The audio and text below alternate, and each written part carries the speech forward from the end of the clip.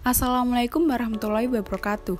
Halo semuanya, perkenalkan nama saya Elia Rahmawati dengan NIM 2205097412. Saya berasal dari Prodi S1 Pendidikan Teknologi Informasi Universitas Negeri Surabaya. Pada materi kali ini, saya akan menjelaskan tentang standarisasi jaringan komputer.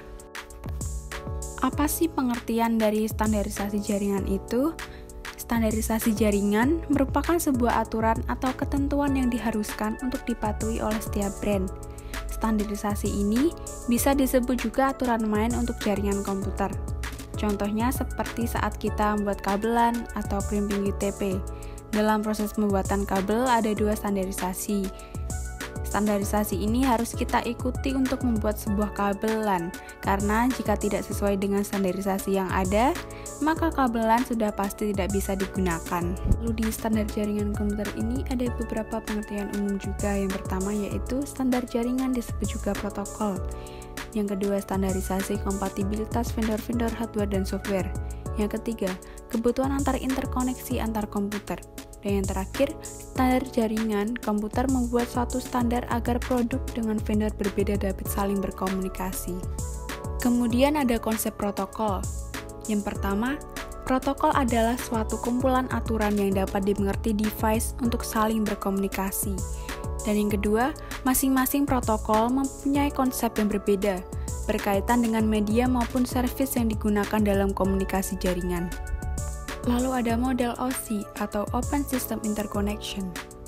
Pengertian dari OSI layer adalah suatu konsep yang memungkinkan pertukaran informasi antara berbagai jenis sistem komunikasi komputer. Singkatan OSI sendiri merupakan kependekan dari Open System Interconnection. Setiap lapisan dalam model OSI memiliki fungsi yang berbeda-beda, namun saling terkait untuk menyediakan kerangka kerja yang terstruktur bagi komunikasi data dalam jaringan komputer. Kemudian ada tujuan dari model OSI. Tujuan dari pembuatan OSI layer adalah menjadi model yang rujukan bagi setiap vendor atau developer, sehingga produk atau perangkat lunak yang dibuat memiliki sifat interpolate, yang berarti user dapat melakukan kerjasama dengan produk atau sistem tanpa perlu melakukan penanganan secara khusus atau spesial. Lalu di sini saya akan menjelaskan mengenai fungsi OSI secara singkat. Pada dasarnya, OSI memiliki 7 tingkatan layer. Yang pertama ada application layer atau lapisan ke-7. Application layer pada OSI adalah pusat terjadinya suatu interaksi antara user dengan aplikasi yang bekerja menggunakan fungsionalitas sebuah jaringan. Lapisan ini menjadi layer paling atas dari model OSI. Contoh beberapa protokol yang ada di layer application adalah HTTP, FTP, SMTP, dan lain-lain. Dan yang kedua ada presentation layer atau lapisan ke-6. Lapisan presentation berfungsi untuk mengidentifikasi sintaks yang dipakai suatu host jaringan untuk berkomunikasi. Layer ini perlu memberi enkripsi serta deskripsi data yang nantinya akan dipakai dalam layer application. Pada layer presentation, data akan terenkripsi dan deskripsi otomatis melalui sistem.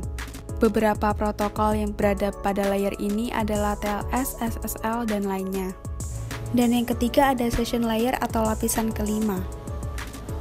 Layer session memiliki fungsi untuk mengendalikan dialog maupun melakukan pengelolaan terhadap koneksi suatu komputer. Bahkan layer ini juga bisa melakukan pemutusan koneksi internet pada suatu komputer. Contoh protokol yang berada di layer ini adalah NFS, RTP, SMB, dan lain-lain. Yang keempat ada transport layer atau lapisan keempat. Lapisan ini memiliki peran untuk menyalurkan bit. Ada beberapa fungsi spesifik dari layer ini, yaitu yang pertama memecahkan data yang akan dimasukkan ke dalam beberapa paket data. Kedua, melakukan transmisi data mulai dari session sampai ke network layer. Yang ketiga, setiap paket yang ada akan diberikan penomoran oleh layer ini, sehingga mudah untuk menyusun ulang. Yang terakhir, melakukan looping terhadap proses transmisi yang ada di dalam paket data yang hilang. Dengan layer ini, data bisa disalurkan dari server menuju ke pengguna tanpa adanya gangguan. Yang kelima ada network layer atau lapisan ketiga. Layer network pada OSI ini bertugas untuk mendefinisikan alamat IP sehingga setiap komputer dapat saling terkoneksi dalam satu jaringan. Fungsi lainnya adalah melaksanakan proses routing dan membuat header untuk setiap paket data yang ada. Dan yang keenam ada data link layer atau lapisan kedua. Fungsi utama dari data link layer adalah untuk memeriksa bila terjadi kesalahan dalam menyalurkan transmisi terhadap bit data, di mana kesalahan tersebut kemungkinan besar terjadi pada layer pertama. Pada layer ini juga terjadi koreksi kesalahan, pengalamatan hardware pada MAC address, dan flow control. Dan ketujuh ada physical layer atau lapisan pertama. Layer physical pada OSI adalah lapisan yang berfungsi sebagai transmisi terhadap bit data. Jenis sinyal yang dipakai pun tidak sembarangan, sehingga memungkinkan penerimaan sinyal dengan baik. Jenis sinyalnya pun harus didukung media fisik seperti kabel, infrared, cahaya biasa, frekuensi radio, dan tegangan listrik. Setelah layar ini menyelesaikan tugasnya, maka akan diteruskan ke layar kedua. Lalu ada konsep layering TCP/IP. Saya akan jelaskan mulai dari bawah, yaitu network access yang mengontrol perangkat keras dan media yang membentuk jaringan. Dan yang kedua ada internet yang menentukan jalur terbaik melalui jaringan. Yang ketiga ada transport, komunikasi antara perangkat, dukungan di seluruh jaringan yang beragam. Yang terakhir ada application, merupakan data bagi pengguna dan kontrol dialog. Lalu, saya akan menjelaskan perbedaan antara TCP dan UDP. Yang pertama, TCP beroperasi berdasarkan konsep koneksi, dan UDP tidak berdasarkan konsep koneksi, jadi harus membuat kode sendiri. Dan yang kedua, yang TCP, jaminan pengiriman penerimaan data akan reliable dan teratur. Sedangkan UDP tidak ada jaminan bahwa pengiriman dan penerimaan data akan reliable dan teratur. Sehingga pakai data mungkin dapat kurang, terduplikat, atau bahkan tidak sampai sama sekali.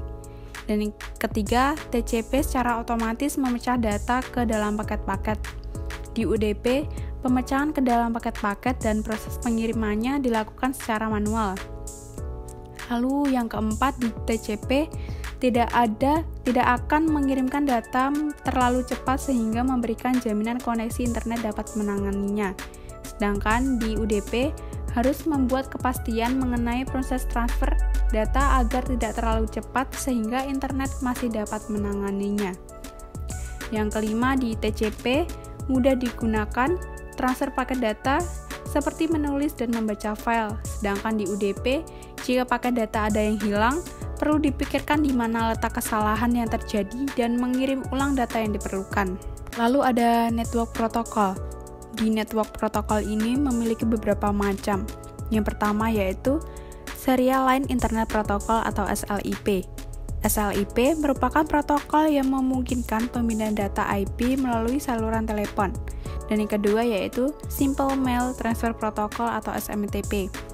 Protokol yang umum digunakan untuk pengiriman email.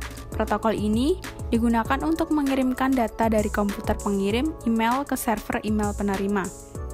Yang ketiga ada Hypertext Transfer Protocol atau HTTP. Protokol yang digunakan oleh World Wide Web atau WWW.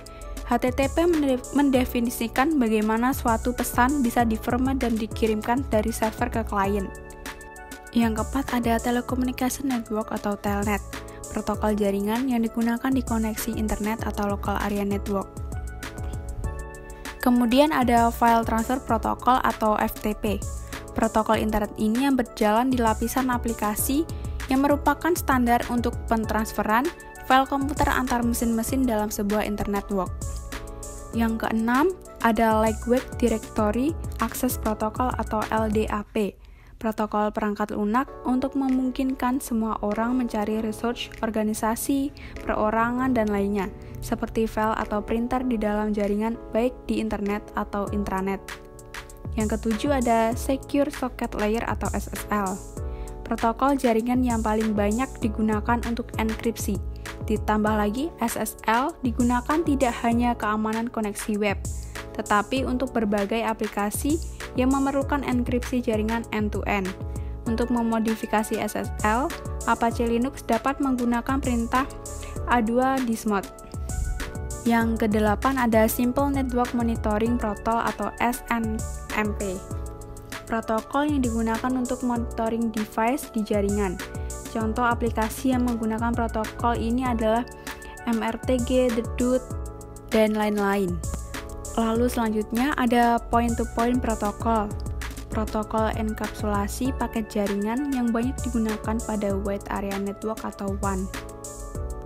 Lalu selanjutnya ada Domain Name System atau DNS, Distribute Database System yang digunakan untuk pencarian nama komputer atau Name Resolution di jaringan yang menggunakan TCP/IP, Transmission Control Protocol atau Internet Protocol. Yang terakhir ada HTTPS, yaitu versi aman dari HTTP, protokol komunikasi dari World Wide Web. Lalu ada pengertian dari port. Apa sih pengertian dari port itu?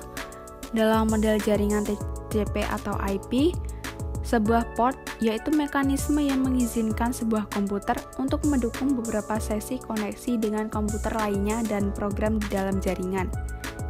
Port bisa mengidentifikasi aplikasi dan layanan yang memakai koneksi di dalam jaringan TCP atau IP. Port memiliki dua jenis, yang pertama yaitu well-known port dan registered port. Yang pertama, saya akan membahas tentang well-known port.